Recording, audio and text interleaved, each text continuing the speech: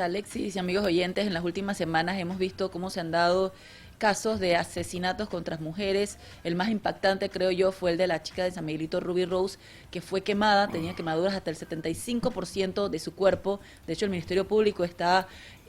ávido a conseguir información sobre el paradero de la persona que se cree es el autor material de este hecho, pero también se reportó el fin de semana el asesinato de una ex sargento del Servicio Nacional Aeronaval, que conducía un InDriver, que la mataron para robarle precisamente el InDriver, y también reportamos la desaparición y posterior asesinato de una turista española en Bocas del Toro. Pero para hablar de estos sucesos, estos crímenes y qué es lo que está pasando en Panamá, tenemos con nosotros a la licenciada Wisnik Ortega. Buenos días, licenciada, bienvenida, aquí vamos. Hola, saludos, ¿cómo están? Muy bien, gracias. ¿Y usted cómo está? Bueno, aquí iniciando la mañana con pie derecho y haciendo docencia e información, como siempre, disponible. Licenciada, tres asesinatos que de verdad, esto sin contar los que han pasado anteriormente, que vimos que desde enero hasta abril, mayo se había reportado un aumento de femicidios, y ahora estos tres, que uno que más impactante que el otro. ¿Qué es lo que está pasando en Panamá? ¿Realmente las autoridades le están poniendo atención a este tema de la protección a la mujer, de lo que es el aumento de los casos de violencia de género? Mira, yo creo que antes de contestarte esa pregunta tendríamos que analizar también el fenómeno que está ocurriendo en las redes sociales. Y te digo el fenómeno que está ocurriendo porque desde un inicio yo me muevo en ese ambiente y es lamentable que a través de las redes sociales ahora conozcamos un fenómeno que viene pasando de vieja data. Y digo de vieja data porque la gente ahora se impacta mucho por conocer este tipo de situaciones que parecen concurrentes, pero que cuando te incursionas en el tema, te percatas que es una situación que ha venido ocurriendo constantemente, pero que no se le había prestado la atención adecuada porque no lo manejaba el público, porque no era de dominio público, ni la forma, ni mucho menos quién eran las víctimas. En ese sentido, es importante decir, pues, que es ahí donde radica para mí el asombro o la prima facie de todo este problema en virtud de que ahora están las redes sociales. Sin embargo, hay que hacer un llamado de atención de cómo se manejan este tipo de denuncias, toda vez que la víctima a veces se siente como tal, porque no está siendo protegida por la autoridad, así sea que esa denuncia no llegue a nada. Y en vista del tanto la carencia del recurso económico y el recurso económico y físico humano, pues, del Ministerio Público, ocurren todo este tipo de circunstancias que nos llevan a una cadena de eventos desafortunados y que pareciese a simple vista que fuese un tema de violencia de género. Precisamente el caso de San Miguelito es impactante porque las especulaciones que hay alrededor de este suceso es que era una persona que le molestaba que la Ruby Rose, como se le conoce, durmiera en los alrededores de su local comercial. Entonces esta persona decide rociarla y quemarla. Mira, Ah, aquí hay una serie de hechos puntuales y lo voy a hablar puntuales porque yo tuve la oportunidad de conocer antes de que esto fuera público el caso. Y una de las cosas que me llevan a estar en las redes y conocer antes de que se hiciera público es la obligación, es increíble, la obligación de tener que llevar a la gente o a las personas o a las presuntas víctimas al extremo de colocar una denuncia. ¿Y por qué te digo esto? Porque comenzaron a intentar hacer esto público sin ni siquiera tener una denuncia. Las tres veces que conversé con las personas que tenían que ver con este tipo de responsabilidad, no habían puesto la denuncia, no pretendían hacerlo y conforme se fue publicando entendí los hechos por la cual no lo hacían. Si me acojo a lo que acabas de plantear, en virtud de toda la información que yo manejo y que es a través del papá, que no ha salido a ningún lado, y de la hermana, que es quienes obligan a llevar el tema a las autoridades, me puedo asombrar de que hoy en día estemos buscando a una persona con anuncios que guarda relación con el vínculo del hecho que estás narrando, pero que cuando asumes la información a través de los medios, te percatas y dices, te preguntas, ¿Qué puede tener esta persona como vínculo del comerciante o del lugar de lo que tú acabas de narrar? Y todo el mundo queda con tres signos de interrogación, porque lejos de que es un hecho que es público, ahora se está buscando a una persona denominada con el seudónimo de menor, pero no te dicen el grado de vinculación y la gente comienza a hacer especulaciones en virtud de que los primeros hechos arrojaban lo que tú acabas de narrar claramente, pero que ahora con esta vinculación supuesta no guarda relación a simple vista de quienes están llevando el caso y que llama la atención que las personas no sean responsables en colocar una denuncia para que se investigue, si ya luego no se quieren constituir en querellante, que hemos explicado que son dos cosas distintas, dependiendo del delito, ya ese es otro tema, pero las redes sociales no es el lugar para denunciar, probablemente sí entiendas que son para presionar a las autoridades, pero por el amor de Dios tienes que colocar una denuncia. Y se perdió mucho tiempo en este tema para que las autoridades entraran a investigar. Sin embargo, quiero aclarar que es un delito que desde el momento que se conocía, obviamente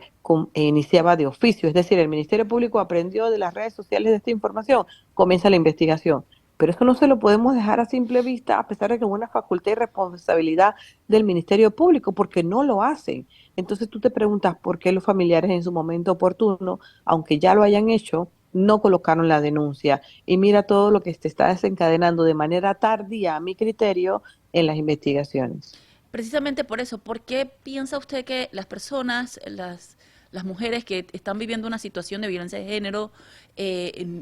prefieren acudir a las redes sociales, desahogarse en las redes sociales, en lugar de ir a las autoridades? ¿Es falta de docencia, desconocimiento o que no tienen confianza? Yo creo que es un conjunto de todo lo que acabas de decir y lo más importante es que las personas entiendan, a mí me toca hacer esa docencia porque estoy constantemente en las redes. Las redes no es el lugar para hacer denuncias, es un complemento, pero usted tiene la responsabilidad de colocar la denuncia y te lo digo más porque a través de las redes tú te conviertes en un medio de comunicación y es una responsabilidad que uno tiene. Pero yo no puedo asumir acusaciones ni hechos que tú pienses por desconocimiento puedes estar haciendo en redes sociales, porque al final queda uno, dependiendo de quién estás involucrando, haciendo un ejercicio de defensa propia por algo que no debió ocurrir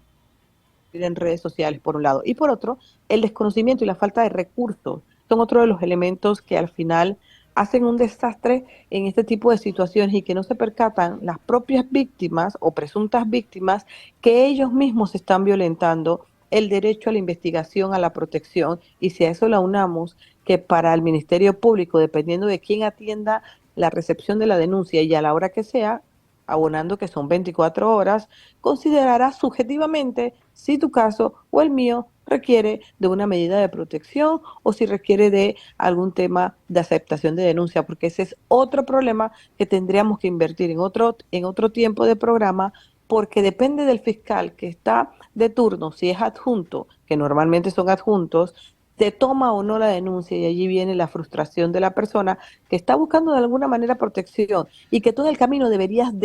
desgastar o descartar de acuerdo a la investigación si requiere o no, pero de prima facie tú no le puedes decir, no, disculpe, es que su caso, no, no, esto no es aquí, y ahí viene uno de los temas de frustración. Eso quiere decir que desde el mismo Ministerio Público las personas, las víctimas, encuentran todas estas trabas para poder llegar a sentirse protegidas por las autoridades.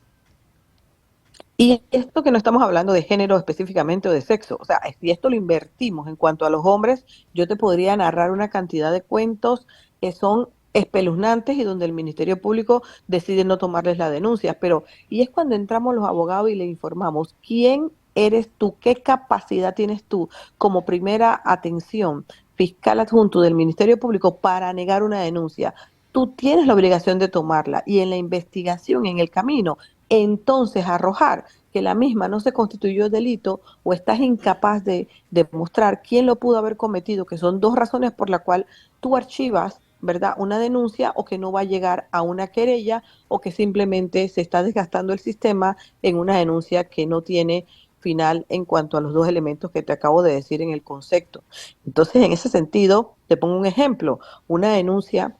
de una chica que fue amenazada con un cuchillo por su esposo, y cuando fue a colocar la denuncia, que nos pudo contactar a las 3 de la mañana en ese sentido, pues le dijeron que no había que tomarle la denuncia, le dieron un documento como que ella había ido a la fiscalía y a la mañana siguiente pues la tuve que obligar, ya después de todo lo que había pasado, a que volviera porque fuese en el otro turno de otro fiscal, quien obviamente le tomó la denuncia, le dio medida de protección y ordenó el desalojo del presunto agresor. Entonces, te das cuenta que eso es subjetivo de acuerdo al fiscal que esté en la regional, porque recordemos que la gente ni siquiera sabe, las personas ni siquiera saben, de acuerdo a su domicilio, qué regional o qué fiscalía le tocaría, dónde ocurrió el hecho, denunciar. Y encima tampoco conocen que estas fiscalías son 24 horas. Licenciado Ortega, una pregunta, por todo lo que usted me está diciendo, y no es la primera vez que escucho esto, ¿hace falta una reformulación de la ley o hace falta cumplir la ley? ¿Cuál de las dos cosas hace falta? ¿Hace falta que el funcionario se empodere de lo que tiene que hacer para proteger en algún momento? Porque esto puede ser la diferencia entre la vida y la muerte de una persona, mujer u hombre, sobre todo en el caso de las mujeres, que es más preponderante. ¿O es un tema de que hay que legislar o hay que reformar alguna ley, algún reglamento para que se atienda efectivamente de una manera eficiente este tipo de casos cuando llegan a la mano de los funcionarios? No todo el mundo tiene la facilidad de contactar a la licenciada Ortega o a la licenciada Azuki, te estoy hablando de abogados que sabemos que estamos en redes sociales tratando de defender derechos, o a la fundación o a la dirección de la mujer. Y es triste, y para tu respuesta sería capacitar a los funcionarios, porque es que tú te puedes percatar en una simple visita a diferentes regionales. Quienes te reciben la denuncia son personas jóvenes, tienen el título de fiscal adjunto. Cuando te digo fiscal adjunto, es que recién han sido contratados, no tienen la expertise ni la capacidad para discernir entre una urgencia y que al final del día, por tu capacidad o tu puesto, todo lo que llegue presumiblemente en este rango de delito, deberías tomar la denuncia para salvaguardar la vida de la persona. El tema también es que tienes que descartar de aquellas personas que utilizan el engranaje jurídico penal para salir de una relación, cuando hablamos de violencia de sexo. Pero lo más importante es la capacidad. Para mí,